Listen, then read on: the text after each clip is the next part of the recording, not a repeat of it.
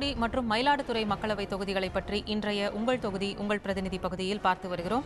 இந்த தொகுதிகள் குறித்து பேச நமது செய்தியாளர்கள் சார்ல்ஸ் மற்றும் ஹரிகிருஷ்ணன் காத்திருக்கிறார்கள். அவர்களுடன் பேசலாம். தூத்துக்குடி மக்களவை தொகுதி பற்றியும் இந்த தொகுதி மக்களின் எதிர்பார்ப்புகளை பதிவு செய்திருந்தார் நமது செய்தியாளர் ஹரிகிருஷ்ணன்.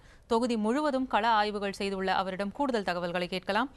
ஹரி, இப்போ தூத்துக்குடி மக்களவை தொகுதி கொண்டு வரப்பட்டிருக்கிற மத்திய அரசோட திட்டங்கள் என்னென்ன, அது நிறைவேற்றப்பட்ட அம்சங்கள் என்னென்ன? பார்த்தீங்கன்னா ராஜி, இந்த தூத்துக்குடி திமுக எம்பி ஜெயத்துறை கொண்டு வந்திருக்கிற திட்டங்களில் பார்த்தீங்கன்னா இது வரைக்கும், அதாவது திருச்செந்தூர்ல இருந்து சென்னை வரை தினசரி ரயில், தூத்துக்குடியிலிருந்து குஜராத் மாநிலம் ஓகா வரை செல்லக்கூடிய வாராந்திர ரயில் மற்றும் தூத்துக்குடியிலிருந்து சென்னை வரை செல்லக்கூடிய அந்த பகல் நேர இணைப்பு ரயில் மற்றும் திருச்செந்தூர் டு பழனி வரைக்கும் ரயில் வழித்தடத்திற்கு ரயில் இணைப்பதற்கு முதற்கட்டமாக அனுமதி அளிக்கப்பட்டிருக்கிறது. அது விரைவில் நடைமுறைப்படுத்தப்படும் சொல்லியிருக்காங்க. இது தவிர பார்த்தீங்கன்னா, அதாவது தூத்துக்குடியிலிருந்து நெல்லை வரை செல்லக்கூடிய 4 வழிச்சாலை 10 ஆண்டு காலமாக கிடப்பில் போடப்பட்டிருந்தாங்க. அந்த திட்டத்தை விரைவுபடுத்தி முடிவெடுக்க நடவடிக்கை எடுத்திருந்தாங்க. அது தவிர பார்த்தீங்கன்னா, அந்த தூத்துக்குடி விமான நிலையத்துக்கு 585 ஏக்கர் வரைக்கும் அதை கையப்படுத்தி விரிவுபடுத்துவதற்காக அனுமதியை பெற்று தந்திருக்காங்க. அதற்காக நாடாளுமன்றத்தில் குரல் கொடுத்து அந்த அனுமதியை பெற்றிருக்காங்க. இது தவிர திருவைகுண்டத்தில் வாழைத்தார்கள் அதிகமாக, வாழை விவசாயம் அதிகமாக இருக்குது. அந்த வாழைத்தார்கள் இதை குளிர் பதனீடு நிலையம் கோரிக்கை வச்சிருந்தாங்க. அதன் அடிப்படையில் நவீன வசதி கொண்டு இந்த குளிர் பதனீடு நிலையம் தற்போது அமைக்கப்பட்டு கட்டமைப்பு வசதிகள் நடைபெற்று இருக்கிறது. விரைவிலே விவசாயிகளுக்கு திறக்கப்பட இருக்கிறது, பயன்பாட்டுக்காக திறக்கப்பட இருக்கிறது. இது தவிர நிழற்குடை, அதாவது நிழற்குடைகள், அதாவது கிராமப்புறங்களில் உள்ள நிழற்குடைகள் அமைக்கப்பட்டிருக்காங்க. அது தவிர அரசு பள்ளிகளில் சுத்தமான குடிநீர் கொடுப்பதற்கான நடவடிக்கை எடுத்திருக்காங்க. உள்ளிட்ட பல திட்டங்கள் தற்போது இந்த ஜெயத்துறை எம்பி நிறைவேற்றியிருக்காங்க. ராஜி, ஹரி, இது தவிர இப்ப தூத்துக்குடி மக்களவை தொகுதியில் முழுவதும் நீங்க கள ஆய்வு செஞ்சிருக்கிறீங்க. இந்த தொகுதி மக்கள் முன்வைக்கிற வேற என்னென்ன எதிர்பார்ப்புகள் இருக்கு, அவங்களோட தேவைகள் என்ன? ராஜி, இப்போ பார்த்தீங்கன்னா நிச்சயமாக தூத்துக்குடிக்கு முக்கியமாக பார்த்தீங்கன்னா உப்பளம் மற்றும் மீன்பிடி தொழில் தான். இந்த உப்பள தொழிலில் என்னென்ன பிரச்சனைகள் இருக்கு அப்படின்றதுக்காக பேசுறதுக்காக நம்முடைய கிருஷ்ணமூர்த்தி அவருக்கு உப்பள தொழிலில் பிரச்சனைகள் என்ன இருக்கு, அதை நிறைவேற்றுறதுக்கான சாத்தியக்கூறுகள். இந்தியாவை பொறுத்தளவில் குஜராத்துக்கு அடுத்தபடியாக தூத்துக்குடி மாவட்டம் தான் உப்பு உற்பத்தியில் 2ஆம் இடம் வகிக்கு. உணவுக்கான உப்புங்கிறது இங்கிருந்து தான் தெற்காசியா முழுவதும் மட்டுமில்ல, தென் மாநிலங்கள் முழுவதும் இங்கிருந்து தான் உப்பு செல்லப்படுது. இங்க இருக்கக்கூடிய 22,000 ஏக்கர் உப்பளங்கள்ல பாதிக்கும் மேற்பட்ட உப்பளங்கள் மத்திய அரசாங்கத்தினுடைய உப்புத்துறை சார்ந்த உப்புத்துறையினுடைய குத்தகையின் கீழே செயல்படக்கூடிய உப்பளங்கள் தான் செயல்பட்டு வருது. ஆனா அந்த உப்பளங்கள்ல உப்புத்துறை சுங்க வரிலாம் வசூலிச்சிட்டு இருக்கு. அதுல சில நியதிகள் இருக்கு. அடிப்படை வசதிகள் சொல்லக்கூடியது உப்பள தொழிலாளர்களுக்கு ஏற்படுத்தி கொடுக்கணும். அந்த உப்பளங்கள்ல குறிப்பா குடிநீர், கழிப்பிட வசதி, குழந்தைகள் காப்பகம், ஓய்வறை வசதி எதுவுமே கிடையாது. முழுக்க அவங்க 8 மணி நேரம் 9 மணி நேரம் முழுக்க வெயிலில் இருக்கக்கூடிய காத்திருக்கக்கூடிய அவலங்களை தான் இருக்கு. உப்புத்துறை சார்ந்து வீடு கட்டி கொடுக்கக்கூடிய திட்டங்கள் இருக்கு. உப்பள தொழிலாளர்களுடைய குழந்தைகளுக்கான கல்வி திட்டங்கள் இருக்கு. ஆனா இந்த 5 வருடங்கள்ல, இதற்கு முன்பு இருந்த 10 வருடங்களையும் சேர்த்து சொன்னாலும் தூத்துக்குடி மாவட்டத்தில் உப்புத்துறை சார்ந்து எத்தனை வீடுகள் கட்டி கொடுக்கப்பட்டு என்ன திட்டங்கள் கொண்டு வரப்பட்டது? ஒரு நாளாவது இந்த நாடாளுமன்ற உறுப்பினர் இந்தியாவில் மிகப்பெரிய உப்பு உற்பத்தியில் 2ஆம் இடம் வகிக்கக்கூடிய ஒரு அற்புதமான இந்த பாராளுமன்ற தொகுதியுடைய உறுப்பினர் என்னைக்காவது அந்த உப்புத்துறை சார்ந்த திட்டங்களை கணக்கிட்டு இருக்காரா, கவனிச்சிருக்காரா, பாராளுமன்றத்தில் பேசியிருக்காருன்னா சுத்தமா கிடையாது. இப்போ பார்த்தீங்கன்னா உப்பு தொழிலை பற்றி பார்த்தோம். அதுக்கு அடுத்தா பார்த்தீங்கன்னா தூத்துக்குடிக்கு அருகே உள்ள கோயில்பட்டிகளில் குடிநீர் பிரச்சனை நீண்ட காலமாக தீர்க்கப்படாமல் இருக்கு. அது குறித்து பேசலாம். இப்போ கோயில்பட்டியில் இருக்கிற குடிநீர் பிரச்சனைகளை நிறைவேற்றுவதற்கு அதாவது என்ன திட்டம் வச்சிருக்காங்க? தூத்துக்குடி மாவட்டத்தில் பெரிய நகரம் தூத்துக்குடி அடுத்த பெரிய நகரம் கோவில்பட்டி. அங்கே நிலத்தடி நீர் ரொம்ப படுமோசமாக போயிடுச்சு. கோவில்பட்டி நகராட்சியில் 20 நாளைக்கு ஒரு முறையும், நகராட்சியை சார்ந்த இனாமணியாச்சி பஞ்சாயத்து, பாண்டரமங்கலம் பஞ்சாயத்தில் 60 நாளைக்கு ஒரு முறை தண்ணி கொடுக்காங்க. இதனால் 2 லட்சம் மக்கள் பாதிக்கப்பட்டிருக்காங்க. மக்களின் கோரிக்கை ஏற்று 1976ஆம் ஆண்டு சிவலப்பேரி வாட்டர் கோவில்பட்டி கொண்டு வந்தாங்க.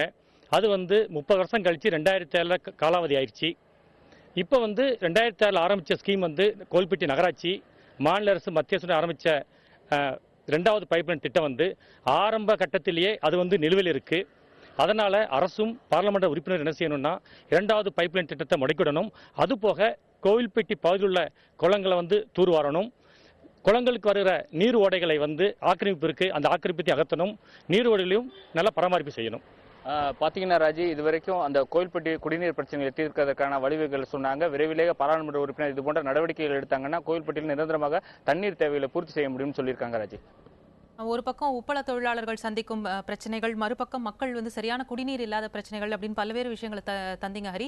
தொடர்பில் காத்திருங்க. இனி அடுத்ததாக மயிலாடுதுறை மக்களவை தொகுதி வாக்காளர்களின் விவரங்கள், முக்கியமாக அவர்கள் சந்திக்கும் பிரச்சனைகள், மக்களின் எதிர்பார்ப்புகள் பற்றி இதுவரை விரிவாக பார்த்தோம். இந்த மக்களவை தொகுதியில் தொடர்ந்து நிலவும் மிக முக்கியமான பிரச்சனைகள் பற்றியும் அவற்றால் மக்களுக்கு ஏற்படும் பாதிப்புகள் பற்றியும் நமது செய்தியாளர் சார்ல்ஸிடம் கேட்கலாம். சார்ல்ஸ், இப்ப மயிலாடுதுறை மக்களவை தொகுதி முழுவதும் நீங்க கள ஆய்வு செஞ்சிருக்கிறீங்க. இந்த தொகுதி மக்கள் முன்வைக்கிற முக்கிய கோரிக்கைகள் என்ன? ராஜி, அதாவது முக்கியமாக மயிலாடுதுறை பாராளுமன்ற தொகுதிக்கு உட்பட்ட பகுதிகள் இந்த விவசாயம் பிரதான தொழிலாக இருக்குது. இந்த விவசாயத்துக்கான அதிகமான நிதிகளை ஒதுக்கி வளர்ச்சி திட்டங்களை செயல்படுத்தணும்னு சொல்லியிருக்காங்க. நம்ம இது தொடர்பாக ஆறுபாதி கல்யாணம் விவசாய சங்கத்தை சேர்ந்த பொதுச் செயலாளர் நம்முடன் இருக்காங்க. ராஜி, அவருடன் பேசலாம். வணக்கம். இப்போ தற்பொழுது முக்கியமாக வரப்போகும் இந்த பாராளுமன்ற தேர்தலில் வெற்றி பெற்று எம்பியாக போகக்கூடியவர் என்ன மாதிரியான வளர்ச்சி திட்டங்களை விவசாயிகளுக்கு செய்யணும், விவசாயத்தை பாதுகாப்பதற்கு? பொதுவாக தேசிய அளவில் பார்த்தீங்கன்னா சுதந்திரம் அடைஞ்சு 65 ஆண்டுகளில் விவசாய உற்பத்திக்கு முக்கியத்துவம் கொடுக்கப்பட்டதை தவிர உற்பத்தி செய்யும் விவசாயிகளின் நலன்களை முக்கியப்படுத்தி வேளாண் கொள்கைகளும் திட்டங்களும் வகுக்கப்படவில்லை. அந்த அவலத்தினால தான் இன்றைக்கி லட்சக்கணக்கான விவசாயிகள் நாள்தோறும் தற்கொலை பண்ணிக்கிட்டே இருக்கிறாங்க. அது ஒரு தேசிய அளவில் அமையக்கூடிய அரசுங்கிறது விவசாயிகளுடைய நலன்களையும் முக்கியப்படுத்தணும். உற்பத்திக்கு எவ்வளோ முக்கியத்துவம் கொடுக்குறாங்களோ அதே மாதிரி விவசாயிகள் நலன்களையும் முக்கியத்துவப்படுத்தக்கூடிய, மக்கள் நலன்களை முக்கியப்படுத்தக்கூடிய ஒரு அரசாக அமையணுங்கிறத எங்களுடைய பொதுவான விருப்பம். ஆனால் மயிலாடுதுறையை பொறுத்த வரைக்கும், தொகுதியை பொறுத்த வரைக்கும் எங்களுடைய தெளிவான நிலைப்பாடு என்ன, மயிலாடுதுறையில் தான் காவிரி போகுது. மயிலாடுதுறை தொகுதியில் தான் காவிரி பூம்புகார் அந்த கடலில் கலக்குது. சங்கமிக்கிற இடம் கடலில் கலக்கக்கூடிய இடம் குடங்கள் உற்பத்தி ஆனாலும் கடலில் கலக்கக்கூடிய இடம் பூம்புகார் தான். இது தொகுதியினுடைய அதாவது நம்ம காவிரி டெல்டாவினுடைய பிரதான பகுதியில் எங்களுக்கு ரொம்ப மனசு வேதனையான விஷயம் என்னென்னா, காவிரி பிரச்சனை ஏற்பட்டு 40 ஆண்டுகளுக்கு மேல் கடந்து விட்ட சூழ்நிலையில் ஆண்டுக்கு 378 டிஎம்சி எங்களுக்கு சராசரி 1970 வரைக்கும் கிடைச்சிது. அது இடைக்கால தீர்ப்பில் 205ன்னு 1991 குறுகி கடைசியில் 2007 இறுதி தீர்ப்பு கொடுக்கும் போது 192 டிஎம்சி. அந்த 192 டிஎம்சியை கூட எங்களுக்கு முறையாக கிடைக்கிறதுக்கு ஒரு காவிரி மேலாண்மை வாரியம், காவிரி நீர் ஒழுங்குமுறை குழு, சட்டப்பூர்வமான அமைப்புகள் இதுவரைக்கும் ஏற்படுத்தப்படலை. இப்போ இந்த மாதிரி சூழ்நிலையில் மயிலாடுதுறையில் மொத்தம் 1.5 லட்சம் ஏக்கர் பரப்பளவு விவசாய நிலங்கள் இருக்குது. தொடர்ந்து இங்கே என்ன மாதிரியான திட்டங்களை செயல்படுத்துகிறாங்க? விவசாயிகளுக்கு வேறு எதுவும் கூடுதலாக திட்டங்களை செயல்படுத்தியிருக்காங்களா? வேறு எதுவும் திட்டங்களுக்கு அவங்க முன்னுரிமை கொடுக்குறாங்களா? இல்லை, வேறு எந்த திட்டங்களும் முன்னுரிமை கொடுக்கல. தண்ணியே இல்லைன்னா நாங்கள் என்ன பண்ண முடியும்? பேசிக் அடிப்படை தண்ணி தான். இன்றைக்கி 1970 இந்த காவிரி பிரச்சனை ஆரம்பிக்கும் போது அது வெறும் பாசன பிரச்சனை காவிரி டெல்டாவினுடைய. இன்றைக்கி தமிழ்நாட்டில் 5 கோடி மக்களுக்கு குடிநீர், மெட்ராஸ் குடிநீர் போகுது, தூத்துக்குடி எங்கள் ராமநாதபுரம் மாவட்டம் வரைக்கும் குடிநீர், வேலூர் குடிநீர், இப்படி 5 கோடி மக்களுக்கு குடிநீராக இருக்கும் பொழுது விவசாயத்துக்கும் தண்ணீர் இல்லை, குடிநீருக்கும் தண்ணீர் இல்லைங்கிற ஒரு சூழ்நிலை இருக்கும் போது எங்களுக்கு ஒரு சட்டப்பூர்வமான எங்களுடைய தீர்ப்பை அமல்படுத்துறதுக்கு ஒரு சட்டப்பூர்வமான அமைப்பு, எலெக்ஷன் கமிஷன் மாரி ஒரு சுயாதீனமான அமைப்பு வேணும்னு நாங்கள் கேட்குறோம். இப்போ இங்கே அனல் மின் திட்டங்கள்லாம் புதிதாக உருவாக்குறாங்களே, இதனால் வேலைவாய்ப்பு அதிகப்படுத்தப்படும்ல? இல்லைங்க, அதாவது எப்படின்னா கண்ணை விற்றுவிட்டு சித்திரம் வாங்குற கதை இது. நம்ம ஏற்கனவே விவசாயம் செய்யணும், விவசாயத்துக்கு போகணும் அப்படின்னு நாங்கள் கேட்குறோம். இப்போ நீங்கள் என்ன சொல்கிறீங்க, மின்சாரம் திட்டம்னு சொல்லிவிட்டு இன்றைக்கி தரங்கம்பாடியிலேருந்து பூம்புகார் வரைக்கும் 15 கிலோமீட்டர் தான் டிஸ்டன்ஸு. இந்த கடலோரத்தில் இந்த 15 கிலோமீட்டர் டிஸ்டன்ஸில் 5 பவர் பிளான்ட் கொண்டாடுறீங்க. இது என்ன ஆகுனா செவுறு வச்சாப்புல 5 பவர் பிளான்ட்னா அந்த நிலக்கரியை எரித்து அந்த கூடுதலாக அந்த தண்ணீரை அந்த ஹீட்டு தண்ணீரை விட பொழுது அந்த வெப்பமான தண்ணீர் போகும்பொழுது அந்த மீன் வளமே செத்து போயிடும், மீனவர்களுடைய வாழ்வாதாரம் பாதிக்கப்படும். எங்களுக்கு ஏற்கனவே சுற்றுச்சூழலில் பிரச்சனையாக இருக்குது. இப்போ இவங்க என்ன சொல்கிறாங்க, நாங்கள் பவருக்காக கொடுக்குறோம், கூடங்குளத்தில் சொன்ன மாதிரி பவருங்கிறாங்க. பவர் நாங்கள் சொல்கிறோம், இன்றைக்கி திட்டம் நிறையா இருக்குது. சோலார் எனர்ஜி இருக்குது, சோலார் விண்ட் ஹைப்ரிட் இருக்குது. முக்கியமாக ராஜி, அதாவது குறிப்பாக பொதுவாக விவசாயம், அதாவது முக்கியமாக பிரதானமாக விவசாயம் கருதப்படுது. அது மட்டும் இல்லாமல் இதற்கு முன்னதாக இந்த மயிலாடுதுறை அதாவது மாநகரில் முக்கிய பிரச்சனைகளை பற்றி பேசுவதற்காக கண்ணன், அதாவது சேம்பர் ஆஃப் ட்ரேடர்ஸ் செயற்குழு உறுப்பினர் நம்முடன் இருக்கார். ராஜி, அவர்கிட்ட பேசலாம். கண்ணன், இப்போ சொல்லுங்கள், இப்போ மயிலாடுதுறை பொறுத்தளவு என்ன மாதிரியான வளர்ச்சி திட்டங்கள் வேணும்? ஏற்கனவே நீங்கள் என்ன மாதிரியான கோரிக்கைகளை ஏற்கனவே இருந்த எம்பிடியும் சரி இப்போ உள்ள எம்பிடி கொடுத்துருக்கீங்க? முதலில் மயிலாடுதுறைக்கு புதிய தலைமுறை இந்த மாதிரியான ஒரு நிகழ்ச்சியை நடத்துவதற்கு நன்றிகளையும் வாழ்த்துக்களையும் மயிலாடுதுறை சேம்பர் ஆஃப் ட்ரேடர்ஸ் சார்பாக கொள்கின்றோம். மயிலாடுதுறை ஆயிரம் ஆனாது ஆயிரம் ஆகாது என்பது ஒரு வாய்மொழியாக தான் இருந்து கொண்டிருக்கின்றது. மயிலாடுதுறைக்கு கடந்த 20 ஆண்டு காலமாக எந்த வளர்ச்சியும் கிடைக்கவில்லை. அதனால் மயிலாடுதுறையை பாராளுமன்ற தொகுதியை ஒரு தலைமையிடமாக கொண்டு ஒரு புதிய மாவட்டம் உருவாக்கினால் எங்கள் பொதுமக்களுக்கு நிறைய பலன்கள் கிடைக்கும் என்று மயிலாடுதுறை சேம்பர் ஆஃப் காமர்ஸின் சார்பாக முடிவெடுத்து அதற்கு சம்பந்தமான பல மனுக்களை அனுப்பி எங்களுக்கு எந்தவித பதில்களும் அரசியல்வாதிகளிடம் இதுவரை கிடைக்கவில்லை. அதனால் மீண்டும் நாங்கள் இந்த வருடம் இந்த மாதத்தில் அது சம்பந்தமான ஒரு போராட்டத்தையும் ஒரு கோரிக்கை இப்ப முக்கியமாக இது வந்து மாவட்ட தலைநகர், அதாவது மாவட்டமாக தனியாக மாற்றுவதற்கு என்ன காரணம், அதனால என்ன பயன் பெறுவீங்க? நாங்கள் மயிலாடுதுறை மாவட்டத்திலேருந்து நம்ம எங்கள் மாவட்ட தலைநகரத்துக்கு போனோம்னா நாகப்பட்டினத்துக்கு போனோம், ஒரு தனி மாநிலத்தையும் ஒரு மாவட்டத்தையும் தாண்டி போக வேண்டிய சூழ்நிலை இருக்கிறது. அதுக்கு 2-3 மணி நேரம் பயணம் செய்ய வேண்டிய அவசியம் இருக்கின்றோம். எங்களுக்கு அதற்கு சரியான பேருந்து வசதிகளும் இல்லை, ரயில் வசதிகளும் இல்லை. அதனால எங்களுக்கு மயிலாடுதுறை மாவட்டத்தை அமைத்து கொடுத்தால் அதை நாங்கள் எங்கள் அதிகாரிகளை உள்ளூரிலே சந்தித்து எங்கள் பொதுமக்களின் நலனை கேட்டு பெற்றுக் கொள்ளலாம் என்பதற்காக வேண்டி மயிலாடுதுறை சேம்பர் ஆஃப் ட்ரேடர்ஸின் சார்பாக ஒரு போராட்டத்தை நடத்த இருக்கின்றோம். அதற்கு அனைத்து வர்த்தக சங்கங்களும் சேவை சங்கங்களும் பொதுமக்களும் ஆதரவு தரேன் என்று கூறியிருக்கின்றார்கள். அதில் எங்களுடன் சேர்ந்து பொதுமக்கள் போராட வேண்டும் என்பது இந்த புதிய தலைமுறை வாயிலாக. இப்ப முக்கியமாக ராஜி, அதாவது இவர்களை பொறுத்தளவு மயிலாடுதுறை பொறுத்தளவு அவர்கள் வைத்திருப்ப 2வது கோரிக்கை, ஏற்கனவே விவசாயிகள் பிரச்சனை இருக்கு.